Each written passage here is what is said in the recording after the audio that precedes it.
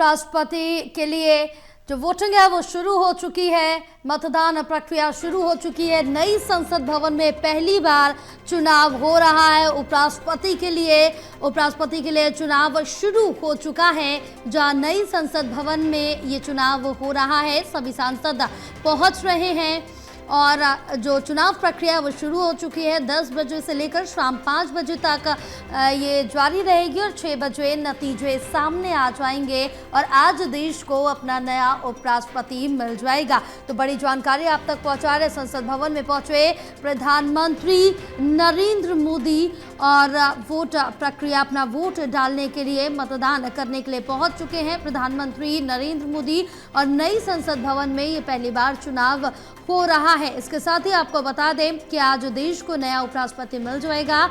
और पूर्व उपराष्ट्रपति की बात करें तो जगदीप धनखड़ ने अपना इस्तीफा दे दिया था और जो हवाला दिया था वो अपने स्वास्थ्य कारणों का हवाला देते हुए उन्होंने इस्तीफा दे दिया था। जिसके बाद यहाँ पर अब आज चुनाव प्रक्रिया पूरी की जा रही है, जो कि प्रधानमंत्री नरेंद्र मोदी पहुँच चुके हैं और नई संसद भवन में पहली बार ये चुनाव हो रहा है। प्रधानमंत्री नरेंद्र मोदी ने मतदान कर दिया। हमारे साथ प्रदीप जुड़े हैं और जानकारी लेंगे एसोसिएट एडिटर। प्रदीप, क्या कुछ अपडेट मिल पा रही, क्योंकि चुनाव प्रक्रिया शुरू हो चुकी है जो कि सुबह 10 बजे से शाम 5 बजे तक जारी रहने वाली है और पीएम मोदी ने अपना मतदान कर दिया। और देखिए, बिल्कुल संसद भवन में जो मतदान है वो जारी है और काफी बड़ा मतदान इस लिहाज से क्योंकि उपराष्ट्रपति का चुनावी मुकाबला दूसरा बड़ा संवैधानिक पद, और अगर देखें तो इस लिहाज से वोटिंग परसेंटेज और कितने वोट पड़ेंगे, किस दल को कितने वोट मिलेंगे, यानी विपक्षी गठजोड़ की ओर से वी सुदर्शन रेड्डी मैदान में है, एनडीए की ओर से सीपी राधाकृष्णन चुनाव मैदान में है, तो सीधा मुकाबला है। लेकिन दूसरी तरफ देखें तो कुल मिलाकर लोकसभा और राज्यसभा के जो 781 निर्वाचक मंडल में जो सांसद हैं वो इस मताधिकार में अपना वोट डालेंगे, जिसमें मनोनीत सांसद भी जो संख्या है 12 वो भी वोट डालेंगे और ये वोट सत्ता पक्ष को जाएगा। लेकिन 3 दलों ने वोटिंग से दूर रहने का ऐलान किया है। इसके अलावा अगर देखें तो वोटिंग प्रक्रिया शुरू हुई है। प्रधानमंत्री नरेंद्र मोदी ने सबसे पहले अपना वोट डाला है क्योंकि उसके बाद उनको पंजाब और हिमाचल प्रदेश जाना है, बाढ़ के हालात का जायजा लेना है, कार्यक्रम तय है और इस बीच वोटिंग शुरू हो गई है। तो काफी बड़ा चुनावी मुकाबला 21 जुलाई को जब जगदीप धनखड़ ने इस्तीफे का ऐलान किया था, इसी के साथ जो ये चुनावी मुकाबला तय होता नजर आया था कि अगला उपराष्ट्रपति कौन बनेगा। और उसके बाद सीपी राधाकृष्णन का नाम सामने आया एनडीए उम्मीदवार के तौर पर। तो विपक्ष की ओर से वी सुदर्शन रेड्डी जो कि जस्टिस रही हैं, उनका नाम अनाउंस किया गया है। और इसी के साथ अगर आंकड़ों के लिहाज से देखें तो एक बड़ा मुकाबला यहाँ पर माना जा रहा है।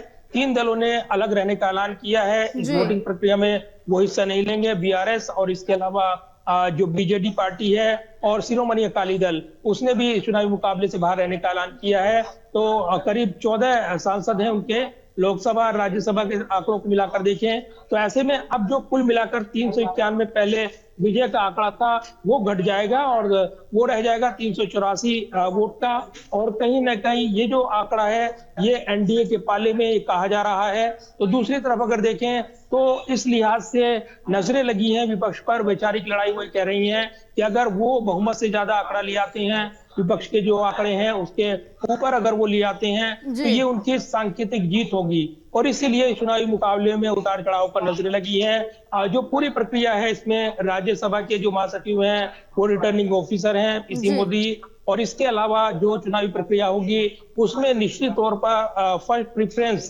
को वरीयता देते हुए यहाँ पर अपनी एंट्री दर्ज करानी है। सांसदों को विशेष पैन के जरिए 1 या 2 नंबर पर उनको वरीयता क्रम के मुताबिक अपना वोट देना है। फर्स्ट प्रायोरिटी पर उनको वोट देना है, दूसरी प्रायोरिटी उनका वो क्रम निर्धारित करती है नहीं, ये उनके ऊपर रहेगा। लेकिन अवैध वोट ना हो और इसको लेकर पूरी तरीके से सुनिश्चित किया गया है कि जो भी सांसद यानी विपक्ष के हैं या सत्ता पक्ष के, मॉक पोल कराई गई है। बीते कल संसद भवन में हलचल रही है, तो आज का दिन काफी महत्वपूर्ण है। और वोटिंग के लिहाज से अगर देखें तो आंकड़ों पर नजरें रहने वाली है।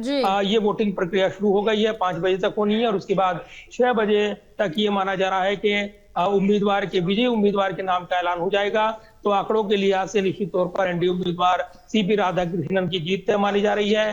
तीन दलों ने दूर रहने का ऐलान किया है और ऐसे में इसका असर क्या पड़ेगा और क्या कुछ क्रॉस वोटिंग भी होगी, इसको लेकर नजरें लगी है, सस्पेंस बना हुआ है। बिल्कुल है, लेकिन सबसे ज्यादा अगर जिक्र करें प्रदीप यहाँ पर, तो क्रॉस वोटिंग पर पूरी तरह से सस्पेंस बरकरार है, क्योंकि क्रॉस वोटिंग से ही हमेशा जो परिणाम है वो बदलते हुए नजर आते हैं और इस बार भी क्या कुछ ऐसा ही देखने को मिलेगा, ये काफी ज्यादा दिलचस्प रहने वाला है। देखिए, अगर आंकड़ों के लिहाज से देखें तो जो विपक्षी उम्मीदवार हैं बी सुदर्शन रेड्डी, वो काफी पीछे हैं। लेकिन अगर देखें तो पहला जो सांकेतिक मैसेज गया है वो गया है कि तीन दलों ने इस चुनावी प्रक्रिया से हिस्सा न लेते हुए अलग रहने का ऐलान कर दिया, तो कुल मिलाकर आंकड़ों पर इसका असर पड़ेगा। तो इसको एक सांकेतिक जीत विपक्ष बता रहा है कि ऐसे वक्त उन्होंने जो गाहे बगाए सत्ता पक्ष के साथ रहते थे ये दल, कई मौकों पर इन्होंने कई बिल के साथ सत्ता पक्ष का साथ दिया, लेकिन अब इन्होंने मतदान से दूरी बनाई है। तो सांकेतिक तौर पर विपक्ष एकजुट नजर आ रहा है और इसके जरिए वो एक बड़ा मैसेज देना चाहता है ताकि इस चुनावी मुकाबले के जरिए वैचारिक लड़ाई को वो और धार दे सके। तो लिहाजा अगर कोई भी क्रॉस वोटिंग होती है, सत्ता पक्ष के जो दल जुड़े हुए हैं, चाहे वो साउथ की ओर से अगर देखें साउथ बनाम साउथ लड़ाई करने के लिए बी सुदर्शन रेड्डी को लाया गया, तो टीडीपी की मुश्किलें बढ़ाने के लिए कदम बनाया गया। दूसरी तरफ वाईएसआर कांग्रेस ने, जो आंध्र प्रदेश की पार्टी है, पहले ही एनडीए को समर्थन देने का उसने ऐलान कर दिया। तो ये क्या ऐन वक्त पर रुख बदलेंगे, बड़े सवाल हैं। दूसरा, क्या क्रॉस वोटिंग होगी, क्योंकि व्हिप नहीं होता है, कोई भी दल अपने सांसदों को व्हिप जारी नहीं करता है। उपराष्ट्रपति चुनाव में उसके ऊपर कार्रवाई नहीं हो सकती सीधे तौर पर अगर देखें, लेकिन नैतिक तौर पर यह दबाव पार्टियों की ओर से होता है कि वो जिस उम्मीदवार का उन्होंने चयन किया है, तय किया है, उसी के पक्ष में वोटिंग करे। तो निश्चित तौर पर ये जो आंकड़ा है यहाँ पर अगर घटता बढ़ता है या फिर जो यहाँ जिस तरीके से एनडीए के साथ जो आंकड़ा है उसमें कोई गिरावट होती है, तो निश्चित तौर पर विपक्ष इसको अपनी जीत मानेगा। अगर वो बहुमत से दूर भी है, उसके पास आंकड़ा नहीं है, अगर कुछ आंकड़ा बढ़ता है तो उसकी जीत रहेगी। या एकजुट होकर तमाम विपक्षी सांसद वोट डालते हैं तो ये भी उनके लिए सही रहेगा। वैचारिक तौर पर एक मैसेज वो देना चाहते हैं, क्योंकि संविधान बचाने की लड़ाई और लोकतंत्र को बचाने की लड़ाई, बी सुदर्शन रेड्डी ने यह दावा किया, सभी सांसदों को चिट्ठी भी उनकी ओर से भेजी गई। तो ये जरूर है कि इस लड़ाई को एक बड़ा लड़ाई करार देते हुए विपक्ष मैदान में है।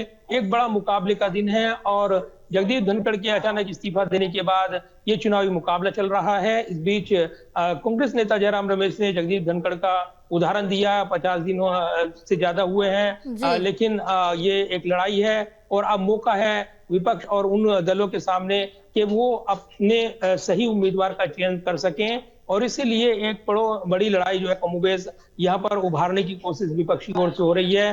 दूसरा, एनडीए की नजरें लगी हैं कि विपक्षी खेमे में दरार हो और उनके कुछ सांसद उनके समर्थन में आए, उनके पाले में वोट करें, इस तरह की भी कोशिशें हो रही हैं। ये देखना दिलचस्प रहेगा कि कौन टूटता है या क्रॉस वोटिंग में क्या समीकरण बैठता है, इसको लेकर नजरें रहने वाली है। बिल्कुल, इसको लेकर नजरें लगातार रहने वाली। लेकिन प्रदीप, अगर जैसे हम यहाँ पर जिक्र करें, क्योंकि अब विपक्ष की तरफ से साफ तौर से कहा जा रहा है कि जगदीप धनखड़ को ना फेयरवेल दी गई और जिस तरह से उन्होंने इस्तीफा दिया उसके पीछे का कारण अलग अलग बताए जा रहे हैं, लेकिन उन्होंने अपने स्वास्थ्य का हवाला दिया।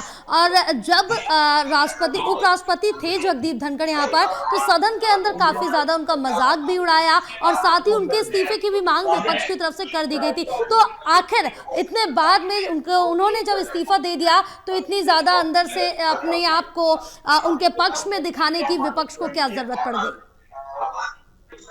देखिए, जगदीप धनखड़ के इस्तीफे के जरिए घेरने का मौका मिला है सरकार को। अचानक इस्तीफा दिया, 21 जुलाई का दिन था और सत्र की शुरुआत हुई थी और ठीक उसी दिन शाम होते होते इस्तीफे का ऐलान कर दिया जगदीप धनखड़ ने, जब उन्होंने राष्ट्रपति से मुलाकात की और उसके बाद इस्तीफे की कॉपी उन्होंने पेश की थी, जो कि सोशल प्लेटफॉर्म पर, उसके जरिए उन्होंने स्वास्थ्य कारणों का हवाला दिया। लेकिन अचानक दिए इस इस्तीफे के बाद चर्चाएं शुरू हो गई और ये कहा गया कि जस्टिस यशवंत वर्मा जो महाभियोग और उन्होंने ऐलान किया था उससे सरकार नाराज थी और इसीलिए उन्होंने यहाँ पर विकल्प नहीं छोड़ा था कि या तो वो इस्तीफा दें या फिर जो यहाँ पर विशेषाधिकार की बात करें उसमें उनको हटाने की प्रक्रिया के तहत कार्रवाई शुरू करनी होती सत्ता पक्ष को, और इसका इशारा मिल रहा था और इसलिए उन्होंने इस्तीफा दिया, ये कहा गया। तो अब ये जरूर है कि इसको लेकर विपक्ष लामबंद हो गया और उन्होंने ये कहा कि जगदीप धनखड़ से इस्तीफा लिया गया। वो चूंकि विपक्ष की सुनने लगे थे, विपक्ष के मुद्दों पर उनकी राय बनने लगी थी, जी। इसलिए सरकार नाराज हो गई, इसलिए उन्होंने आरोप लगाए। लेकिन ये पीछे छूट गए हैं मुद्दे।